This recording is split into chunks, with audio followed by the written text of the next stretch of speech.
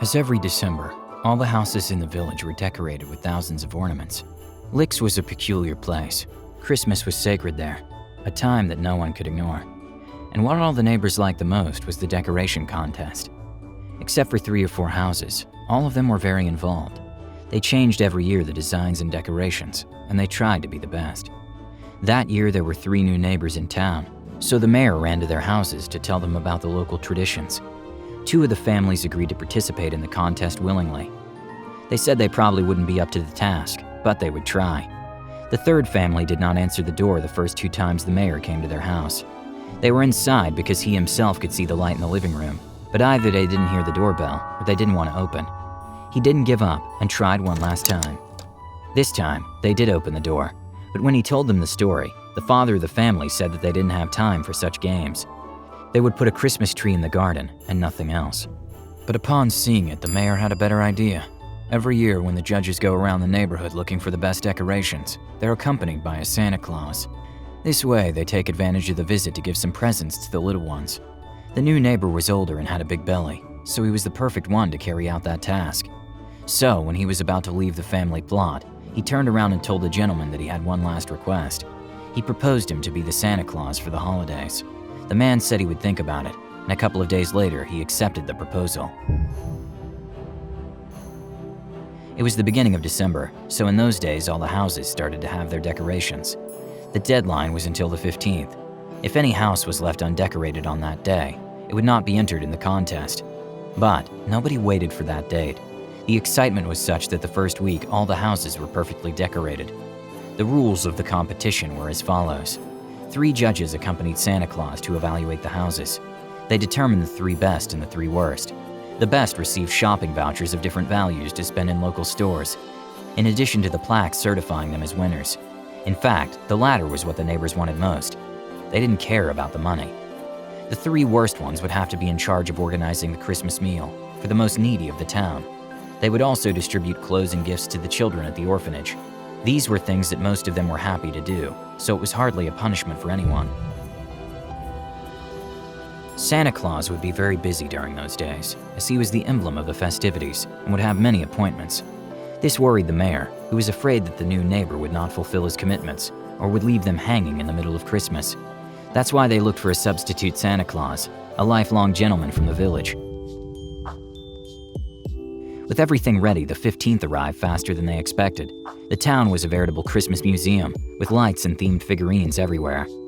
And even the new neighbors had come up with some fantastic decorations.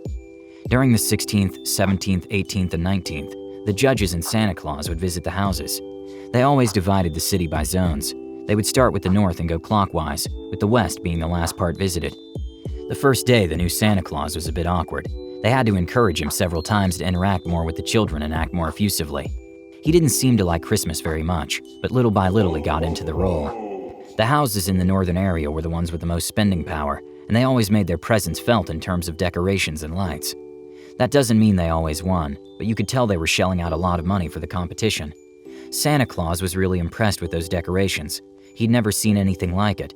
The jury took note, and everything went smoothly.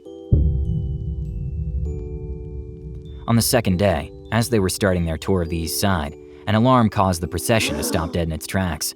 Mr. Carrick, who had been the town's bank manager for 30 years, was missing. He was a man of few words, but very well known and helpful. He lived in one of the houses on the north side, where the judges and Santa Claus had been the day before. This brought the visit to a standstill for a few hours. The whole town gathered in the municipal hall to decide what to do. In the end, they decided that they would take turns participating in the search tasks, and the contest would run its course. Some neighbors were against this option. They understood that the logical thing to do was to paralyze everything in order to search for the missing person. But the power of Christmas and the children's illusion was stronger, and they ended up continuing with the celebration. Nevertheless, the whole village turned to the search for Mr. Carrick. They formed groups and divided up all the territories near the houses. But nothing. There seemed to be no trace of him since he had left his work the day before. The competition committee hurried the pace during day 2. These houses were more austere. It was the old part of town, but that also gave it more charm, because they were old but well-kept facades. The stamp transported to the past, and that especially pleased Santa Claus, who even remembered his childhood, something he had not thought about for a long time. At the end of the day, the bank manager still hadn't shown up. His family was very worried. They were convinced that he would never leave of his own free will, so they knew that something bad had happened to him. And everything got worse on the second day when the apothecary disappeared. James was a man in his 50s who ran the family pharmacy in the old town. It was a lifelong business, and they lived in one of the oldest houses in town. He had gone out for the night with his dog and had not returned home. The dog had returned to the door of the house at about 3 a.m. The apothecary's wife, who had been a member of the family for a long time, had been there. The apothecary's wife, who had fallen asleep hours earlier, gave the alarm. Nothing like this had ever happened before. 2 disappearances in 2 days, and at Christmas. The police had to send reinforcements to coordinate the 2 search operations, and the mayor decided to continue with everything as it was. So, on the 3rd day, some judges who thought more about what was happening than about visiting houses and Santa Claus went out to analyze more Christmas decorations. The atmosphere in the streets was completely different. There were hardly any people in the houses, because most of them were out looking for the missing. They were always greeted by children with their mother or father, who in the end were also unaware of the terrible situation that was taking place there. Zone 3, the southern one, was the most industrial zone. There were car workshops, blacksmith shops, and many other businesses. The houses tended to be of relatively new construction and humble. Here it was striking how the business owners, mostly men, decorated their workshops. It seemed hard to believe that an agricultural feed mill could be tender and Christmassy, but yes, it was possible. They finished at about 8 o'clock in the evening, and the judges joined the search operation for the banker and the apothecary. Santa Claus claimed he could not because he had to go and take care of his wife. It was the first time he had spoken about her. Apparently, she had major psychological problems and needed help for everything. The search for the missing persons was still fruitless, and on the 4th day, the nightmare was even worse. Carlos's wife, the owner of a car repair shop, reported him missing in the morning. He had gone out to take out the garbage and had not returned. Terror began to spread. People were afraid to go out on the street. It was clear that something strange was going on. So, the mayor called together the neighbors in the contest group and told them that the best thing to do was call the whole thing off.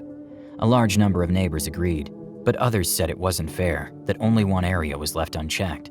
But the judges didn't want to go along with it either, preferring to help with the search rather than continue analyzing Christmas decorations. Then Santa Claus raised his hand and offered to do the last tour by himself. That way he would take pictures and notes of the decorations, and the children in that area would not miss seeing him. Most of them thought it was a good idea. They selected 2 city employees to accompany him, and he headed for the 4th zone, the west. Meanwhile, the police had been trying to figure out what was going on for 3 days. The disappearances were the strangest, and then one of them noticed something. The 3 missing people belonged to 3 different areas of the city, and those areas coincided with the route of the pageant procession. It was then that they interviewed the judges, who said that they had not observed anything unusual on the route. For their part, the 3 had an alibi, because they had been helping to decorate the social club. But what about Santa Claus? Nobody knew anything about his life. At that moment, he was touring the West, an area of new housing, where most of the young married couples of the area lived. It was an area of townhouses and a lot of children. Santa Claus had quite demanding work to do, and the police followed him closely. When they finished, they saw him enter his house, and indeed, through the glass, they could see a woman. He was caressing her face and feeding her. But in an hour, the lights in the house went out, and he went out to a shed in the back. He checked to make sure no one was following him, loaded something into his truck, and set off. He was indeed heading west. Once there, he drove into the park and turned off the engine. They saw him get out with something in his hand, but they couldn't see what it was. And suddenly it happened. A man was out for a walk with his 2 dogs, and out of nowhere, the man who was playing Santa Claus appeared and stabbed him in the neck.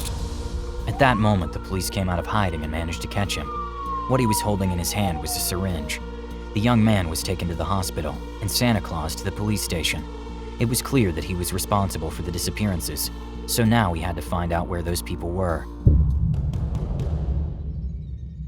But he didn't want to talk about it, so the police handcuffed him and took him home. There they found his wife, who looked around nervously but did not answer anything they asked her. The house was full of pictures of a little girl. She was very blonde and had big blue eyes. The woman kept looking at her as if she was the answer to everything. And indeed it was. That was their daughter, Miranda. She had been murdered by a neighbor when she was only 10 years old, so the police thought it might be related to the disappearances. They went back to question the man and asked directly about his daughter.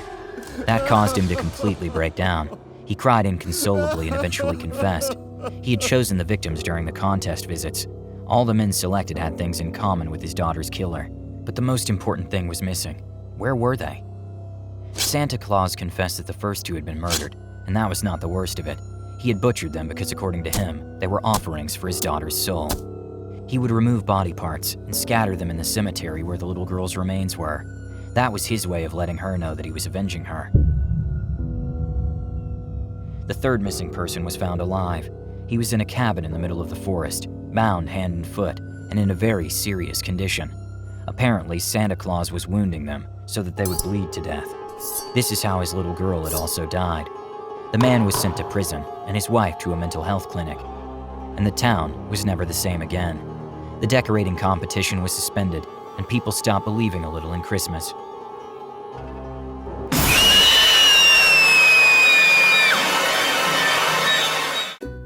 If you enjoyed this video, don't forget to like it. And if you want to see more Draw My Life videos, subscribe to our channel. See you on the next episode.